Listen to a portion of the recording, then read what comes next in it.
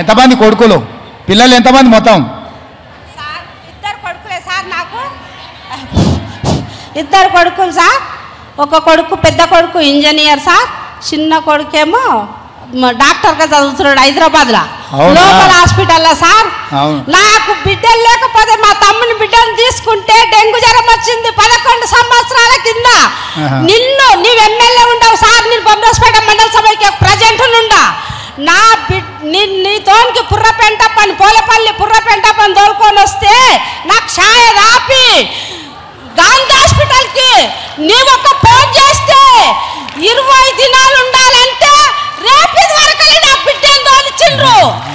నా బిడ్డను తోలుకొని నేను పోలపల్లికి వస్తే నీవు రేవంత్ రెడ్డితో ఫోన్ చేపిస్తే మేము చూడాలి అమ్మ, నీవేం చూస్తే ఏం కానీ చదువుకున్నాం దానవు. రేవంత్ రెడ్డి ఫోన్ చేసిండమ్మా అంటే నేనేమనలేను సార్. మీరు నీ వల్ల నా బిడ్డ బతికింది సార్, నడుపుకున్న పిల్ల. ఓకే సంతోషం. నా బిడ్డకి ఇద్దరు కొడుకులు సార్. అవునా? అవును సార్. దత్తు తీసుకున్నావు? అవును సార్. మంచిగా ఎంచుకో, మంచిగా చదివి. సరే. ఏం చదువుతుంది బిడ్డ? బిడ్డ 12 అయిపోయింది సార్. 12 అయిపోయిందా? మంచిగా చదివి. ఓ కొడుకు ఇంజనీర్, ఓ కొడుకు డాక్టర్. సార్. మరి ఏమైనా చదివిద్దామని IAS చెప్పి మంచిగా చదివించి చేపిస్తా సార్. మంచిదమ్మా, మంచి సంతోషం.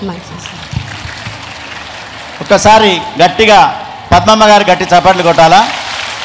అదేవిధంగా అడిగిన వెంటనే గ్రామ సంఘం బిల్డింగ్ మంజూరు చేసిన ముఖ్యమంత్రి గారికి గట్టి చప్పట్లతోటి అభినందనలు తెలియజేయాలి.